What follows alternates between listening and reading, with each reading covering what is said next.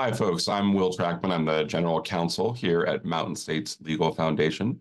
Welcome to our monthly webinar series called So a Neighbor Asked.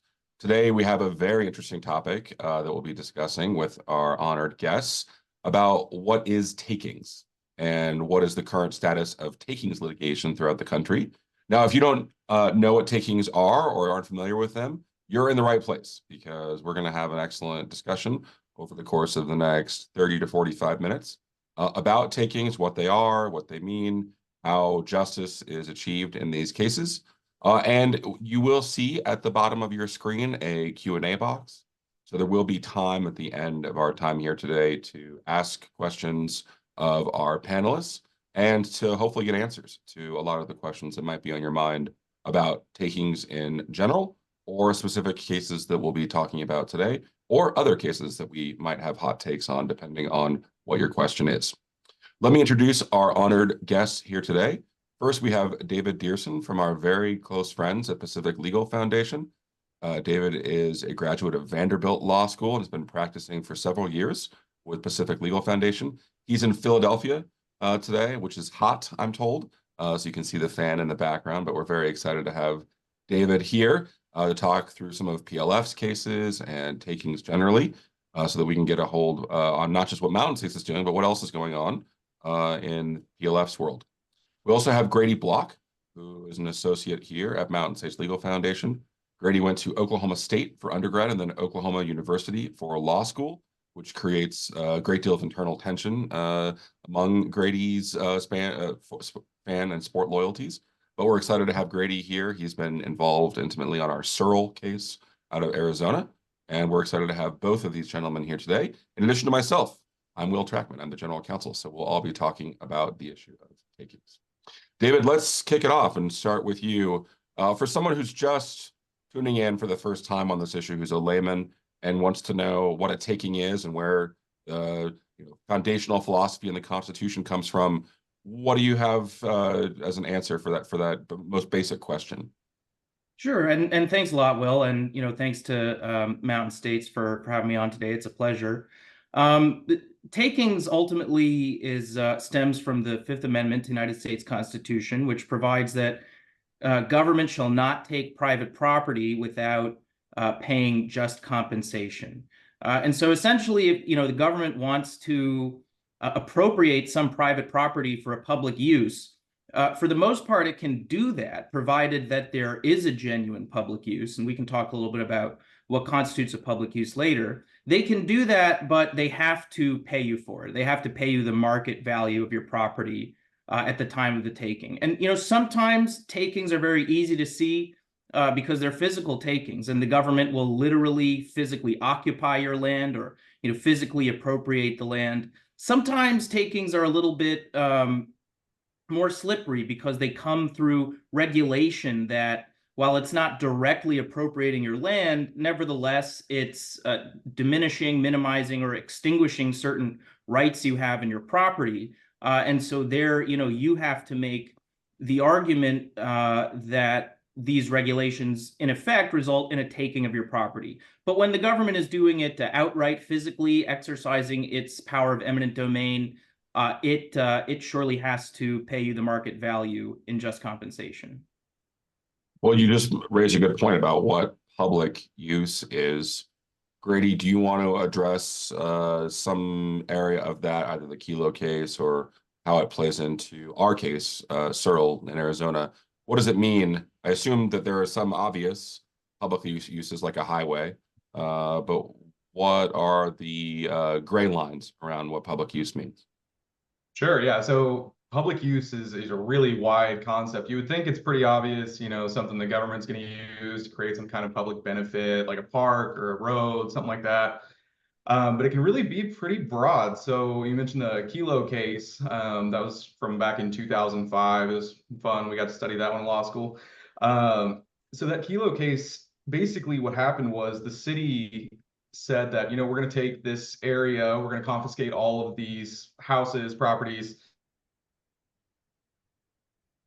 I think we have a little bit of a technical malfunction. Grady warned us that this might happen given the weather in Houston. So I think his power may have just gone out. which is fine. We're here at Mountain States nothing if not creative and have quite a few innovations. David, why don't we continue the conversation where Grady left off, which is tell us about Kelo and public use.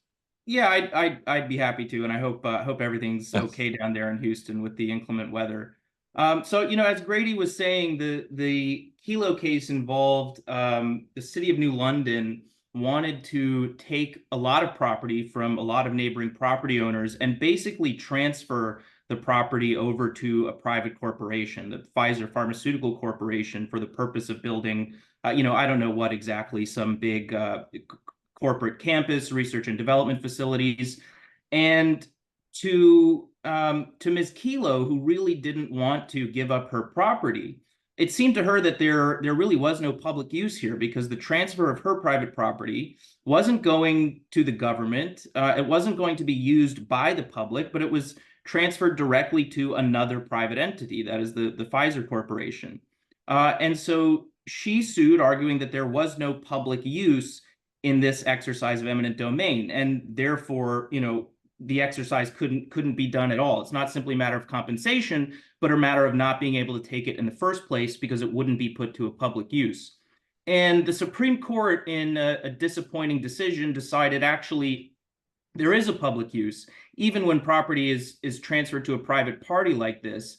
The idea being that the government wanted to facilitate economic development, increase their tax revenues, and basically stimulate the area. And so this kind of economic stimulation and increase of tax revenues was seen as a public use, even though ultimately it was a private party who was gaining title to the property.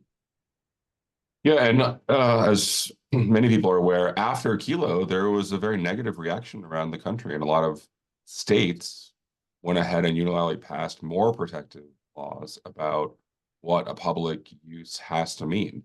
And as you said, it's not just that you get compensation, just compensation when your property is taken, it's that it can't happen.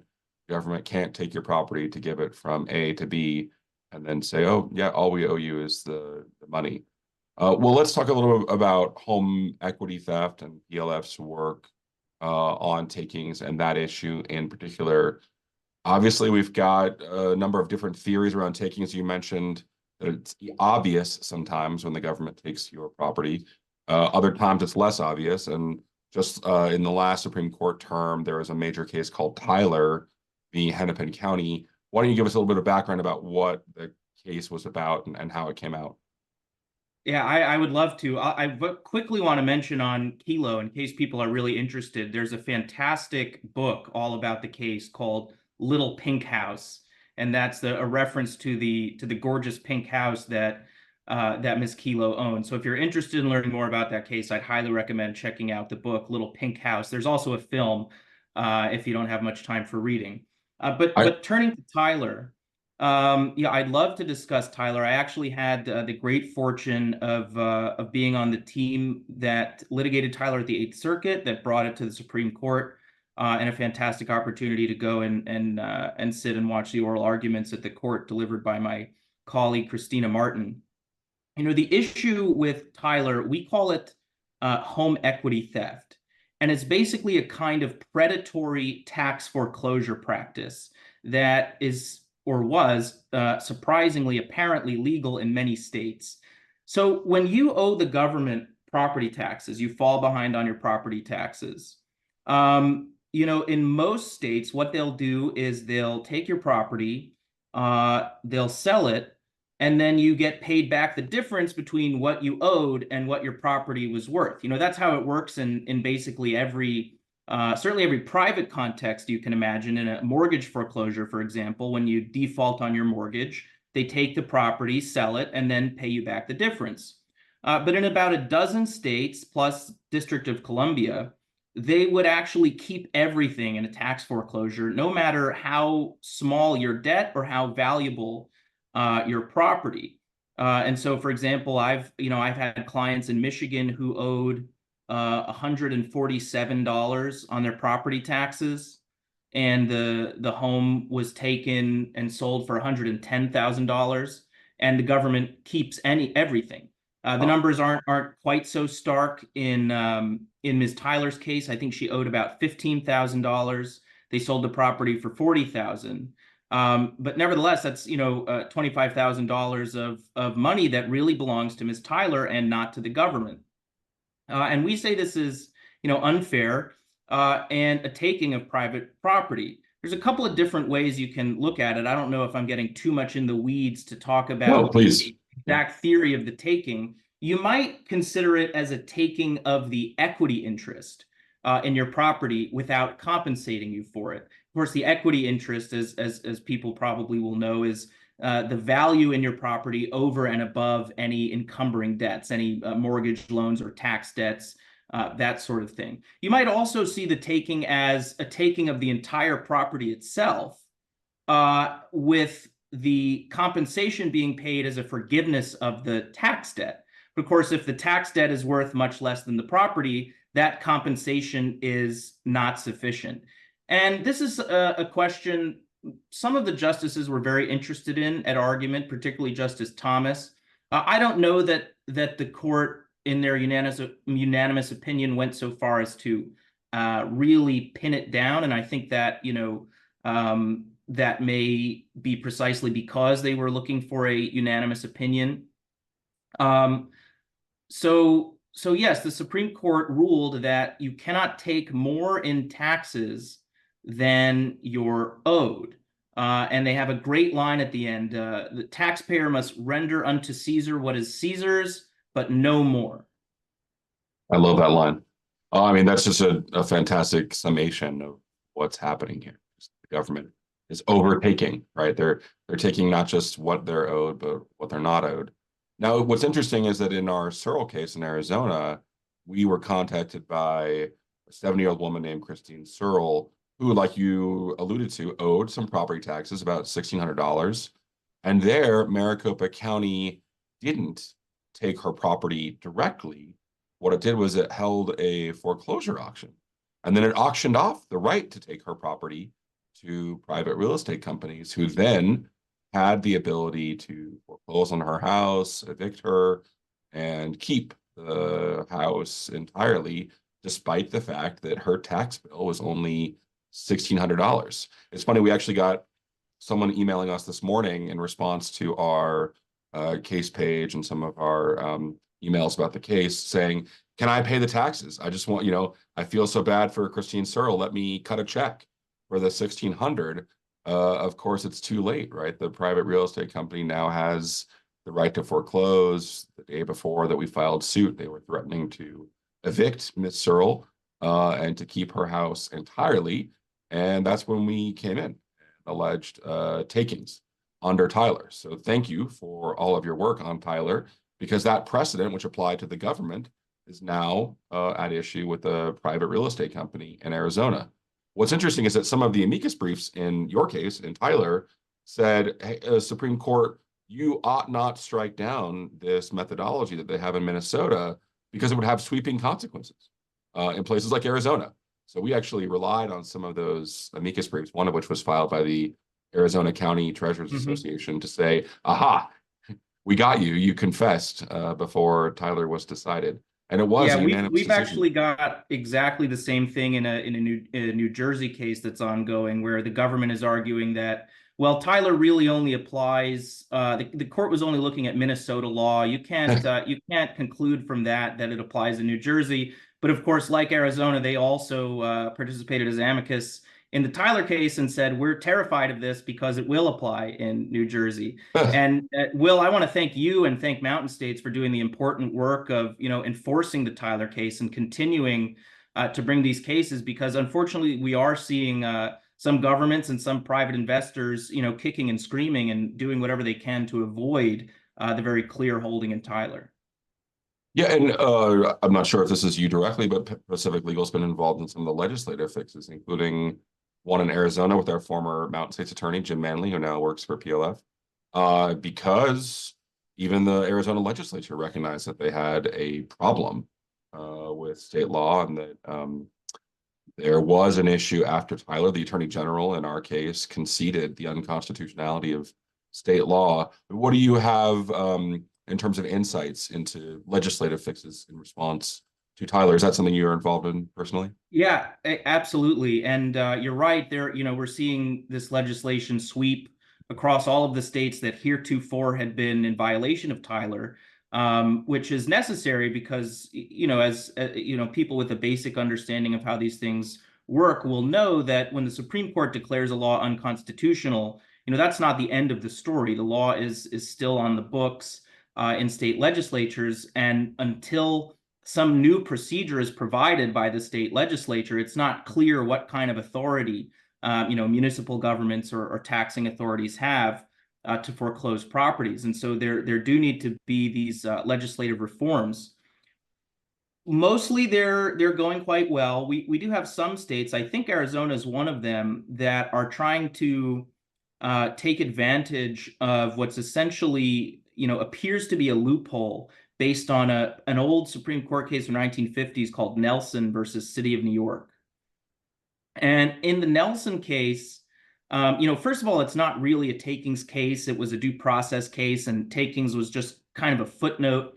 But in the Nelson case, they said, well, there's no takings issue here because the property owner did have an opportunity to apply to get the surplus proceeds from a tax auction. They failed to seize on that opportunity, and now they're complaining. But if they didn't take the opportunity, it's on them. And as long as an opportunity is provided, there's no takings problem. So a lot of states, I don't know a lot, but some are trying to take advantage of this by giving incredibly short windows for people to claim their surplus proceeds. And sometimes the windows expire even before the foreclosure is completed.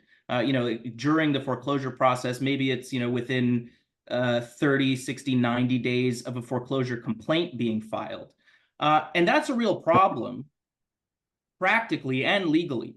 It's practically a problem because, most people don't knowingly fail to pay their property taxes.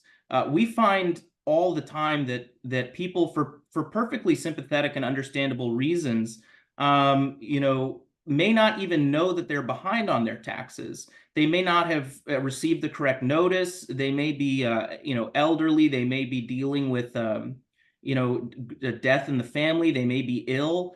These are the sorts of people who tend to end up in foreclosure.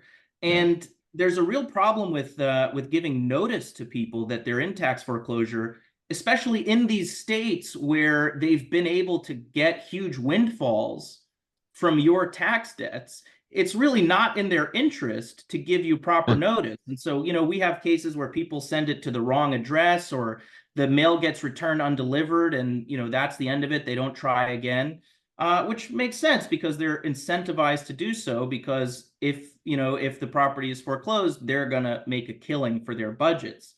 So it's a real problem to have these short windows requiring people to, proactively participate in asking for their surplus proceeds back, because many of these people are not really in a position to do that at all. Secondly, it's also a big problem legally. There recently was another case kind of in the takings jurisprudence that Pacific Legal worked on called Nick versus Township of Scott. And the Nick case overturned some old precedent from the 80s, which had said that, as long as there is some procedure offered by the state to get your just compensation, then you don't have a federal takings claim until you've tried that procedure and it fails. Yeah. Nick overturned that.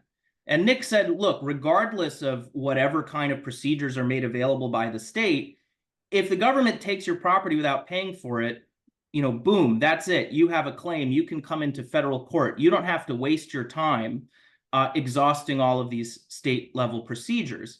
And so the idea that these legislative reforms can still rely on Nelson, which essentially says exactly that. It says, look, you can't bring a federal takings claim unless and until you've tried to get the compensation through the state procedure. No matter how unfair and quick and sneaky the state procedure is. That's not going to work anymore after Nick. And so I think these states that are passing these laws are going to see more challenges. It's the sort of thing that's a big frustration for our legislative team, but it's going to be cases for us. We'll challenge it and we'll win. There was a humorous moment in the oral argument in Tyler where Christina Martin, your colleague, says something like, I personally don't like Nelson in response to one of the justices' questions. And then Justice Kagan returns to that like 10 minutes later, saying, tell me more about why you don't personally like Nelson. I thought it was insightful, at least, that she gave that answer in terms of the difficulties with Nelson, even if there is some mechanism to obtain compensation. Well, let's talk about the Supreme Court more. I mean, we had two takings cases just come down in the last few months in de Villiers, which is one, and then another one that also came down. Is this a heyday for property rights at the Supreme Court right now? Are we seeing maybe a rejuvenation with Tyler last year and now too this year that property rights are getting another look at the Supreme Court to expand and preserve them?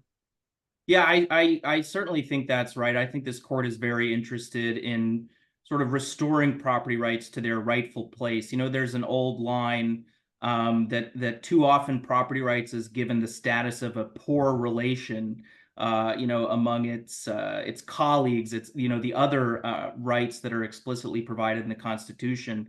And we've recently seen the Supreme Court take real strides to kind of undo that poor relation status and restore it to where it should be. I think Gorsuch specifically mentioned that in his Sheets concurrence, for example. Yeah, so El Dorado v. Sheets is our colleague Mike McCoy, Mountain State's attorney, lives in El Dorado, so he's a local. And in that case, the court decided that an extraction, like basically a shakedown, wasn't immune from challenge just because it was a legislative body that enacted the extraction, as opposed to an individual commissioner saying, if you want to build a road here, give me $20,000. So it does seem like the Supreme Court is attuned to these issues. Some of them are even unanimous, as you pointed out with Tyler. What are the upcoming fights that you're seeing? Obviously, we flagged some of the home equity issues. Are there other things that are before the Supreme Court or that likely will get to the Supreme Court over the next year or two? Well, I think there's definitely going to be important follow-ons to the Sheets case. As you mentioned, Sheets made clear that land use permit exactions, which fall under the doctrine of unconstitutional conditions, that the doctrine of unconstitutional conditions applies to those exactions regardless of whether they're imposed by an individual administrator in a sort of discretionary manner, or by the legislature, by a city council, for example, by ordinance through generally applicable legislation. And as you said, in the Sheets case, Supreme Court said no, it doesn't make a difference where those come from. But it was sort of funny in Sheets itself, because that was the only question that was presented to the court. Does it make a difference when these exactions are imposed by a legislature? And when they got to the argument, it turned out the government's lawyers were basically willing to concede that entire question. They basically weren't putting up a fight on that question, which was the only one the Supreme Court took up to hear. And instead, they said, yeah, it probably applies even to legislative exactions, but we don't think this kind of traffic impact fee really is implicated by the takings clause at all. Really, maybe it's more like a tax or a user fee. And that's something that was seized on in the Sotomayor concurrence. Yeah. That sort of indicated that she agreed with that position. So there's definitely going to have to be more litigation about this question of whether there is they call it the predicate takings issue, whether we're even dealing with something that's implicated by the takings clause in the first place.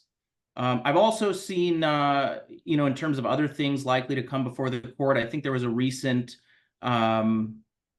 concurrence to a cert denial by Justice Thomas that indicated he'd like to see a good rent control case. Oh, might come before the court again, and that actually would potentially affect the Sheets issues, because one big question in trying to figure out if there's a predicate taking, particularly in the residential context, is whether the government is simply regulating the relationship between landlords and tenants, or whether it's seeking an exaction. So for the most part, courts today see something like rent control, not as a taking of a property interest, but simply a regulation of the landlord-tenant relationship. And perhaps that's subject to change in the near future. yeah. Let's stay on that for a second because, as you pointed out at the beginning, sometimes it's obvious when there's a taking. If they take away your house, that's a taking. If it's for public purpose. But other times it's not so obvious. Maybe they're just embarking on some sort of regulatory program. However offensive it may be, it's generally not a taking just to regulate people, even if the impact of the regulation is on property and property rights. But here, I think what you're drawing out is what can often be classified as a regulatory taking. And so if you want to go ahead and dwell on that for a moment and talk about what a regulatory taking is and why it would be, or where the line is between what's just a mere regulation and when you get to a taking. Yeah, it's interesting the way you phrase that. Where's the line? Because there's a famous case from almost 100 years ago at this point, Pennsylvania Coal versus Mahone, where the court says, well, a regulation becomes a taking when it goes too far. And of course, the question is, what is too far? And the court has tried to answer that question. I don't think anybody's satisfied with the way it's tried to answer that question. The key case is Penn Central, which developed a three-part test for how to identify a regulatory taking. And so first you look at the extent to which the property owner loses economic value. You look at the reasonable or distinct investment-backed expectations that the property owner had about the regulatory atmosphere and the land's value. And then you look to the character of the government action, which means different things to different courts in different cases. It's been a very difficult test to apply. I think even its supporters would probably concede that it's create a lot of confusion and has not been a model of clarity. And ultimately, the way it shakes out a lot of the time is, they tend to get focused on the economic diminution portion, that how much economic value has been lost from the property due to this regulation.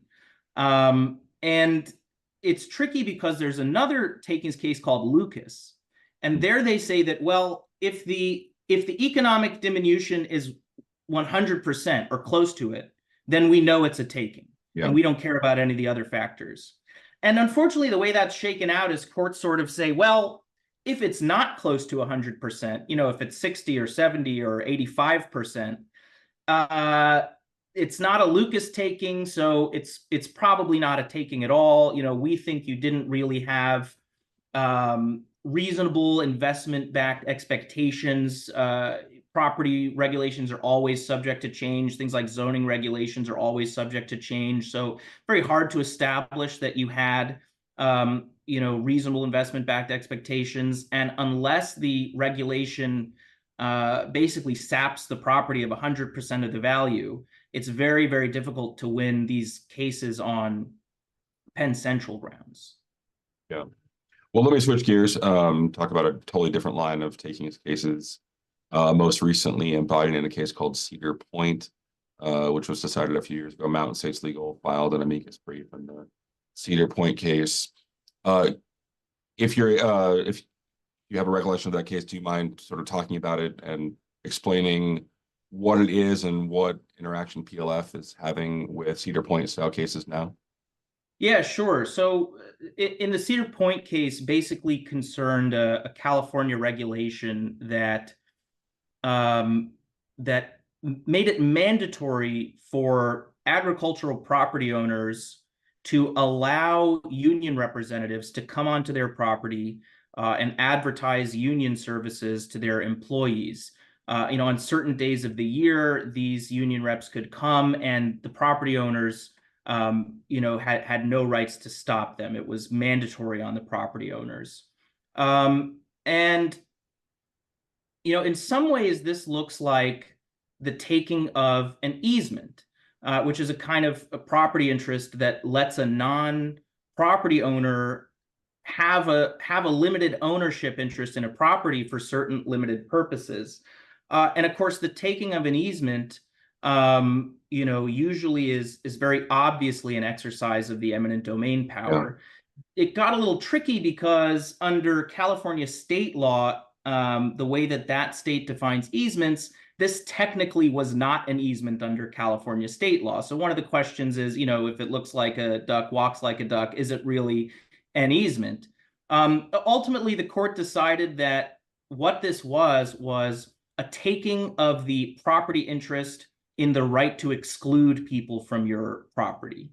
So to take a step back and get really basic, the way we learn about property rights in law school is often by analogy to a bundle of sticks. And I don't think a very popular analogy, but the idea is, what are property rights? Well, they consist of several different distinct rights, such as the right to possess, the right to exclude, the right to alienate, sell, rent, the right to make a productive and valuable use.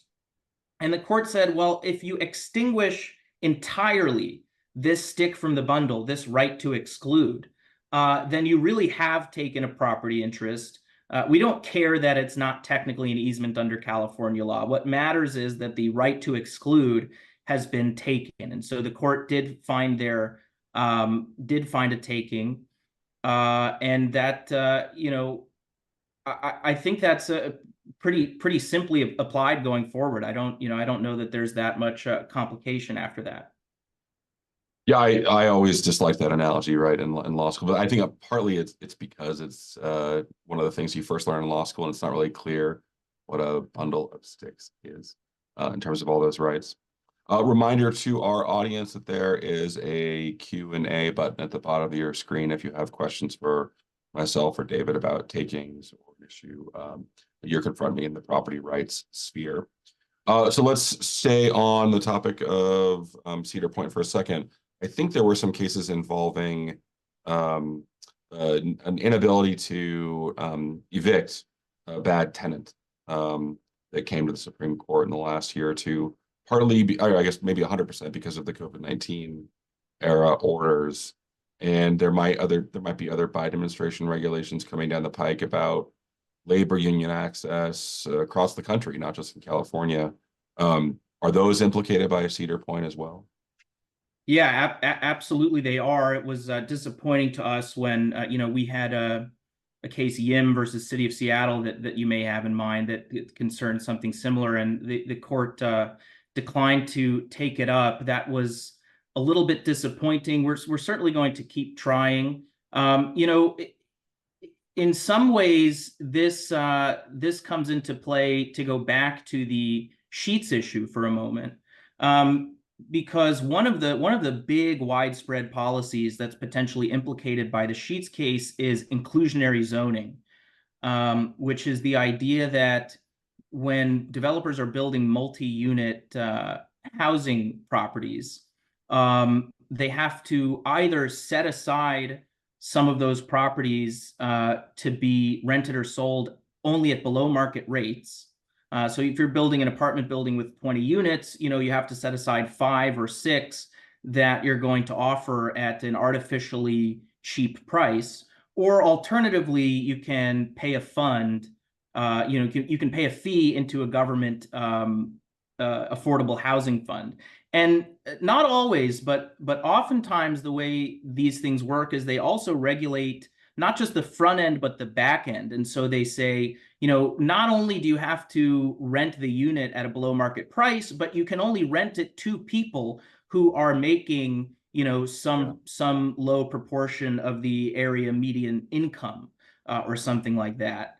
And this pretty clearly looks like it implicates that unconstitutional conditions and exactions doctrine, because you're requiring as a condition of getting a permit to build multi-unit housing that people give up their right to, freely alienate their property or that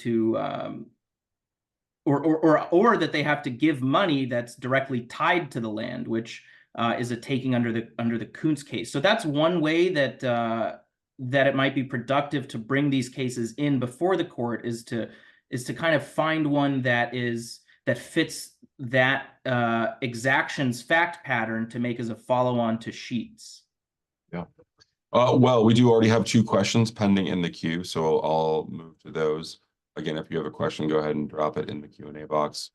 The first question thanks you and me for the discussion here today, and then asks, how can people learn more about the worst abuses? So it's easy once a case gets to the Supreme Court to hear about it because it's the subject of major national media. You flagged the movie and the book, Pink Little House. I think I watched an Australian documentary when I was a Cato intern called The Castle, which was fascinating, interesting.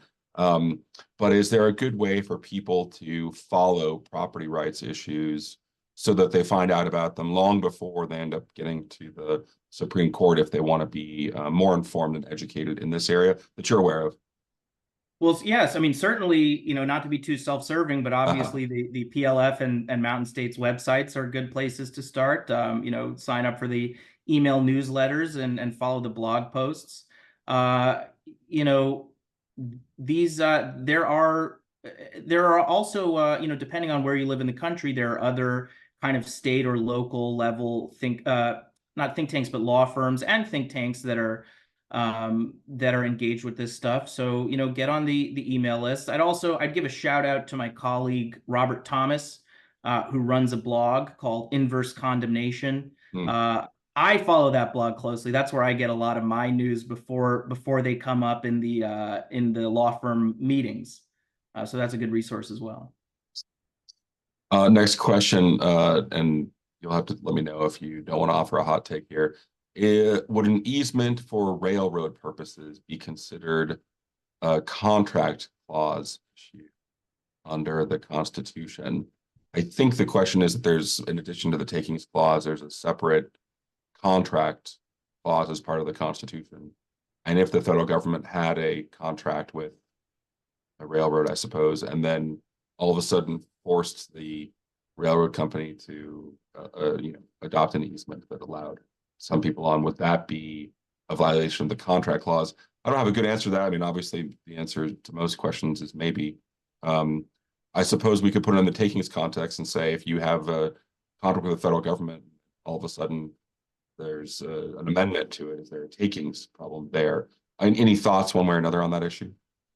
I don't. I'd have to give it some thought. And if the questioner wants to reach out to me personally after the webinar, I'm happy to give it some thought and discuss it further. I agree the answer is maybe. My gut tells me probably not.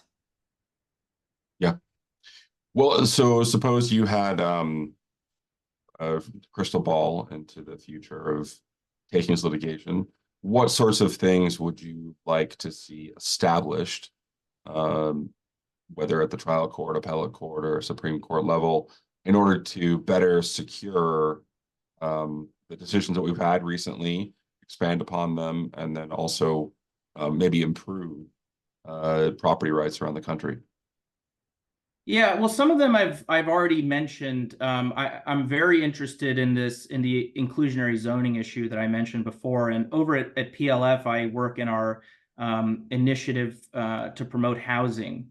And I really think these policies are a major contributor to the housing crisis, quite ironically, because the idea behind them is to make housing more affordable. But what they actually do is make housing unprofitable, which restricts supply. And of course, that drives up the price, not down. So the inclusionary zoning issue as a follow-on to Sheets, I think, is going to be very important. Also, pushing forward the right to exclude issue from Cedar Point to contexts like the landlord-tenant relationship. That's another thing that I think actually restricts the rental market and housing, is when property owners realize that they're basically going to have no recourse to keep out people with criminal backgrounds or to sever relationships with tenants, they're much less likely to enter the rental market in the first place. And I'm very concerned about the housing affordability crisis in the country, and I think that through a property rights lens, there's actually a way to provide a good solution to many pieces of it. I'd also, certainly as far as home equity theft goes, we're going to need to figure out that Nelson issue, make it clear that that loophole is not one that people can go through. I guess the other thing I would say is the Penn Central test, which I was talking about earlier, this kind of mess in the regulatory taking sphere that's been around now for 50 years or so. We're sort of trying to think of creative solutions for what comes after Penn Central. We want to get rid of Penn Central, but what comes next? And I think that framing that you see a little bit in the Cedar Point case, where they're looking at particular property interests as discrete rights and seeing that, well, if the right to exclude or the right to make a valuable use or the right to alienate, if these things alone have been extinguished, then there is a taking of a property right, no matter how many other property rights you may retain. So, if you can't, for example, enter onto your land, but you could sell it to somebody else. Some courts will say, well, there's no taking there because you can still get some value from it. But if you don't have the right to use and possess or to make a productive and valuable use, then it certainly seems like a property right has been taken for which some compensation's owed. Yeah, very good insight. Well, so we've got a few more questions to round us out here. The next question, it sounds like someone wants to ask about zoning. Can zoning be a taking, especially if you buy a house and it's zoned in one way, and then while you own the house, it's zoned in a different way, such that the thing you bought it for is no longer permissible, and the government's now told you you can't do something with your property, and therefore the purchase that you made wouldn't have gone through in the first place.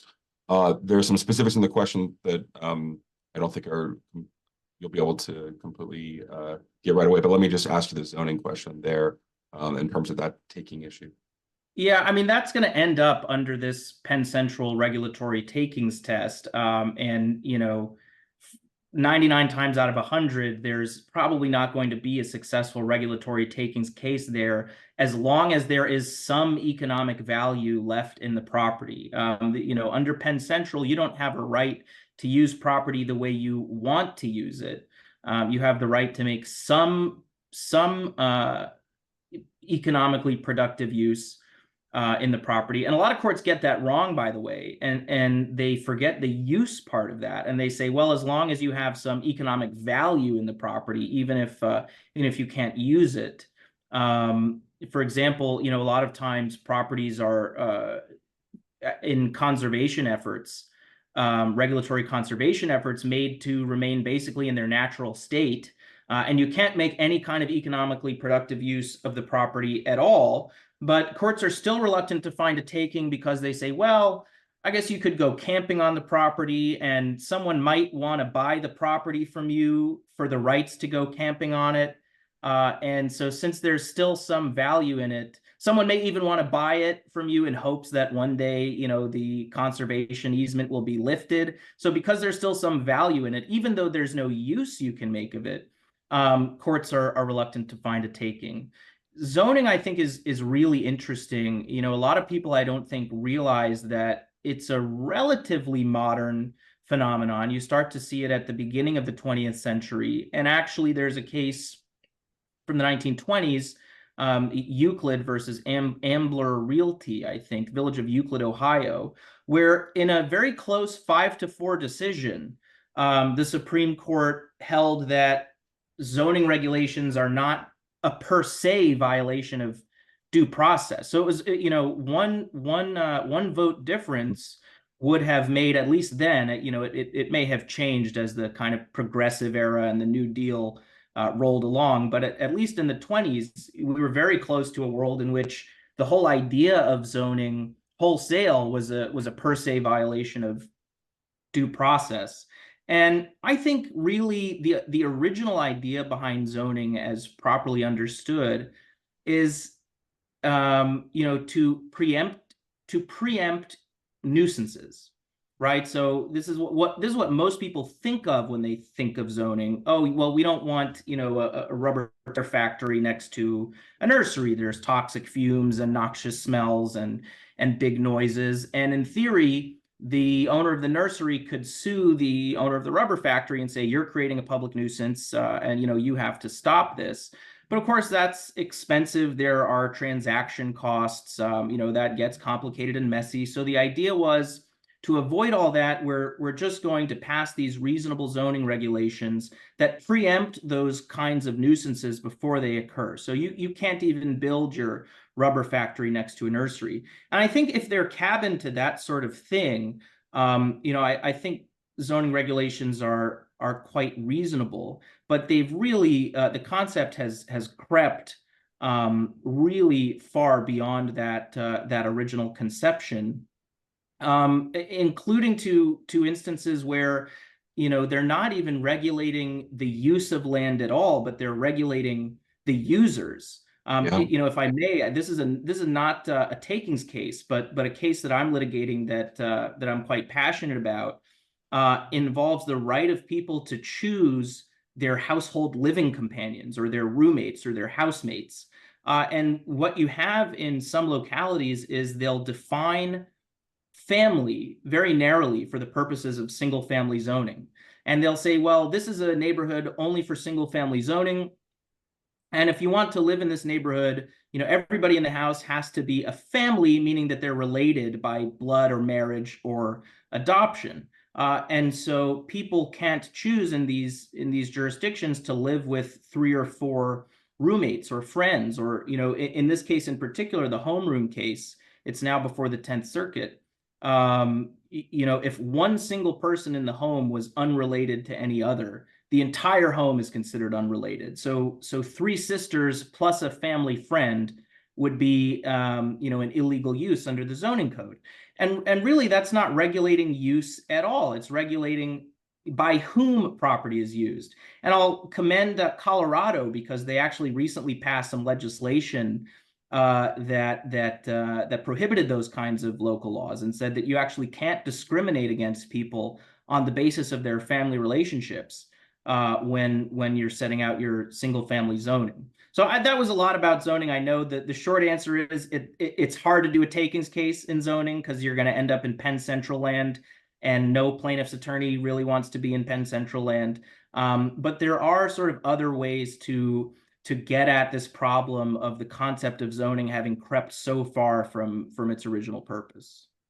Yeah, well, it's rare that we get compliments for Colorado, so I think that might be the first one in a long time we've gotten. All right, last question. It's related to a New Jersey law called Mount Laurel.